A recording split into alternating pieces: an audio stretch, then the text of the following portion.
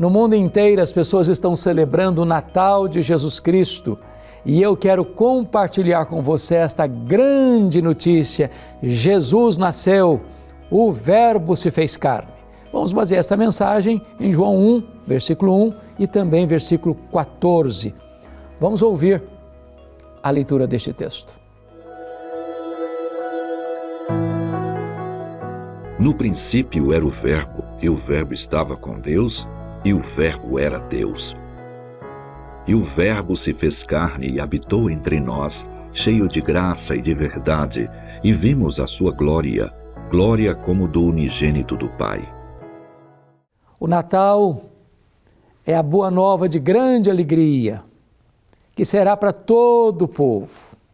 É que nasceu Jesus, o Salvador, que é Cristo, o Senhor. Esta foi a mensagem do anjo aos pastores de Belém, quando Jesus nasceu. Mas o Natal não foi apenas um acidente na agenda da história. O Natal foi planejado na eternidade. Antes que Deus criasse o universo, a redenção já estava incrustada no coração de Deus. E o apóstolo João, que escreveu este evangelho para mostrar-nos com diáfana clareza e total eloquência esta magna verdade, retrata isso no capítulo 1, dizendo: no princípio era o Verbo, e o Verbo estava com Deus, e o Verbo era Deus. O que ele está dizendo para nós é que o Verbo, que é Jesus, preexiste ao tempo, ao princípio, à criação. Logo, o Verbo é eterno, atributo exclusivo de Deus. Vale destacar que eternidade não é tempo. Você poderia tirar da eternidade 1 bilhão de anos e continuaria a eternidade. Deus não está sujeito ao tempo. Ele dá o pontapé inicial no tempo quando criou os céus e a terra.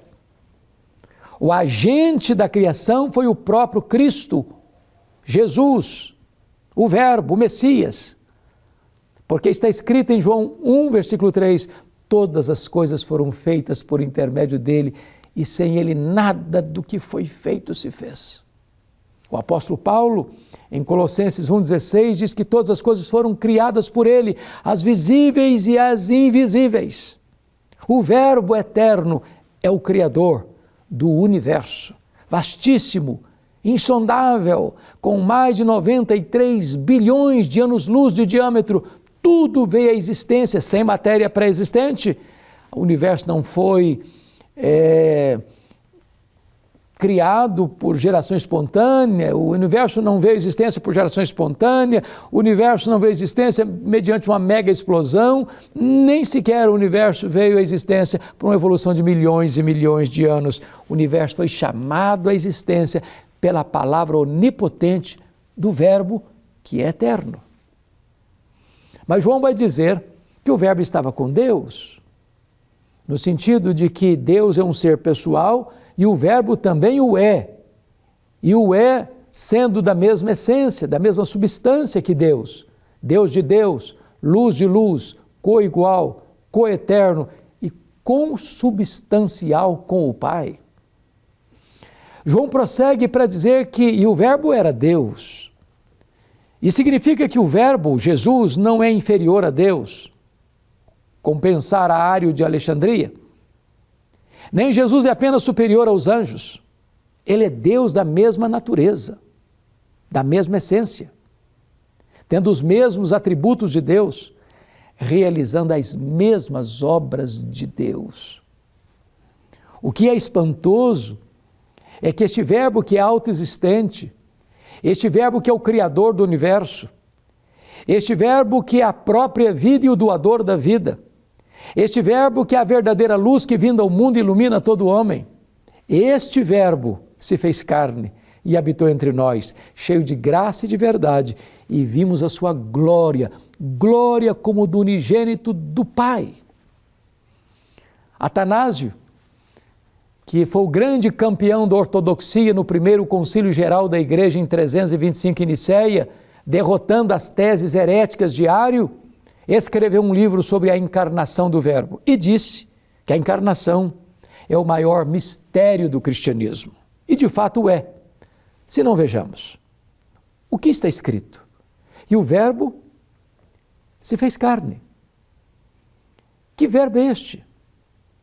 É o Verbo eterno, pessoal, divino, autoexistente, criador, doador da vida, verdadeira luz. É o Verbo que é Deus, infinito, imenso, eterno, imutável, onipotente, onipresente, onisciente, soberano, transcendente.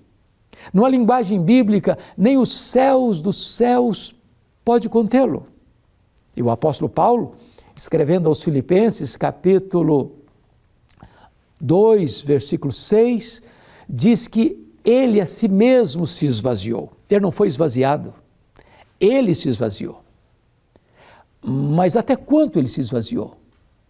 Ele, sendo transcendente, maior do que tudo quanto existe, num universo que transcende aos 93 bilhões de anos-luz de diâmetro, ele foi se esvaziando e se esvaziando e se esvaziando a ponto de se transformar num zigoto, num embrião, num feto, num bebê que nasceu de uma virgem, foi enfaixado em panos e deitado numa manjedoura, um coxo onde os animais comiam. Ali estava, naquele coxo de animal, naquela manjedoura, o Rei da Glória, o Criador do universo, o sustentador da vida, o doador da vida. Oh, que milagre extraordinário, que mistério sublime! Mas João prossegue e diz, o Verbo se fez carne e habitou entre nós. Ele não habitou longe de nós, sentindo náuseas de nós, mas ele habitou entre nós. Ele vestiu pele humana, ele calçou as sandálias da humildade, ele comeu o nosso pão, ele bebeu a nossa água, ele chorou a nossa lágrima, ele sentiu a nossa dor, ele carregou sobre o seu corpo no madeiro os nossos pecados, ele morreu por nós, ele ressuscitou para a nossa justificação, ele voltou para o céu, ele assentou-se no trono, ele derramou o Espírito Santo, ele está assentado no trono de onde governa as nações e o universo. E também onde está intercedendo por nós como advogado e sumo sacerdote. Este é aquele que veio para estar entre nós e voltará para nós em grande majestade e glória, na sua vinda pessoal, visível, audível, inesperada, repentina, inescapável e gloriosa. E João ainda prossegue e diz, e ele veio e habitou entre nós cheio de graça e de verdade. Se ele tivesse vindo cheio de juízo e justiça, ele nos fulminaria. Porque o melhor de nós, as nossas justiças, aos olhos dele, não passam de trapos de imundícia. Mas ele não veio cheio de juízo para nos fulminar, ele veio cheio de graça. Nos apanhou arruinados, sujos, contaminados, depravados, condenados, mortos nos nossos delitos e pecados, e ele nos deu vida, e ele nos limpou, e ele nos lavou, e ele nos restaurou, e ele nos transformou, e ele nos fez membros da família de Deus, e com ele hoje nós estamos assentados nas regiões celestes acima de todo principado e potestade. E Paulo conclui, e João conclui assim, e vimos a sua glória, glória como do unigênito do Pai. Você, com certeza, deve saber que glória não é um atributo de Deus, como é, por exemplo, a santidade, a justiça e a misericórdia. Glória é um termo teológico que representa todos os atributos de Deus na sua manifestação plena e máxima.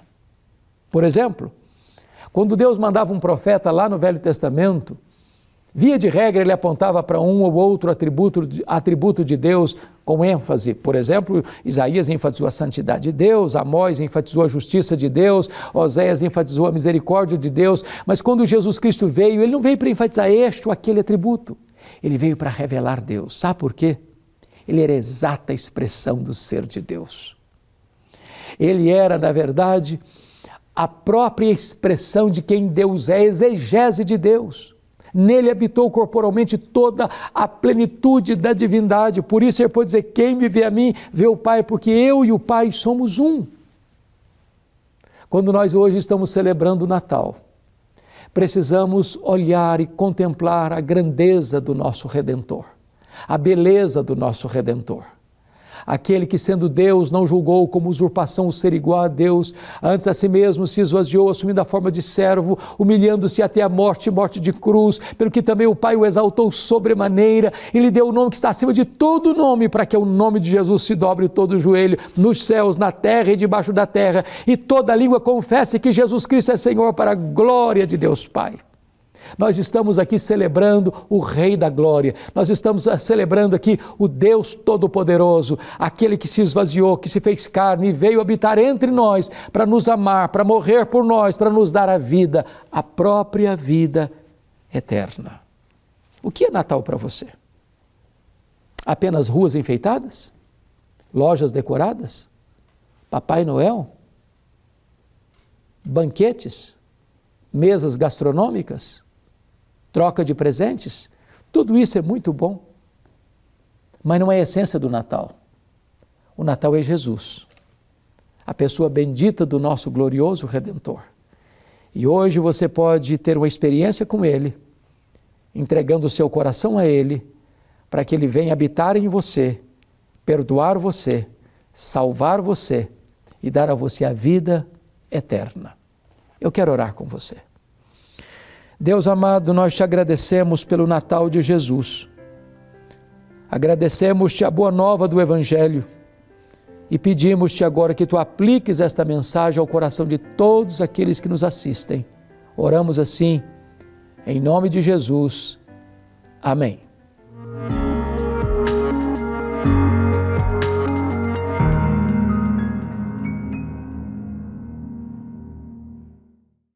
Chegamos ao final de mais um Verdade e Vida, programa da Igreja Presbiteriana do Brasil. Queria aproveitar esse tempo para agradecer todos aqueles que são os nossos parceiros em missão, que têm contribuído constantemente para que esse programa permaneça no ar e abençoe tantas vidas, tantas famílias. Se você quer também conhecer um pouco mais sobre o nosso programa, sobre a Igreja Presbiteriana do Brasil e como que você pode ajudar e contribuir para manter esse programa no ar, entre em contato conosco. O código de área do nosso WhatsApp é o 11 947 18 94 50. E se você enviar para a gente essa mensagem agora, falando que quer conhecer um pouco mais sobre o programa, sobre como ajudar, sobre apoiar o Verdade e Vida, a gente vai mandar para você gratuitamente na sua casa um presente. Gotas de Esperança para a Alma, um devocionário com reflexões bíblicas para cada dia do seu ano que em breve se iniciará, todas elas escritas pelo reverendo Hernandes Dias Lopes. Eu tenho certeza será um tempo especial para você conhecer um pouco mais a respeito da boa, perfeita e agradável vontade de Deus para a sua vida. O programa Verdade e Vida vai ficando por aqui. Mas semana que vem a gente está de volta, nesse mesmo horário e nesse mesmo canal.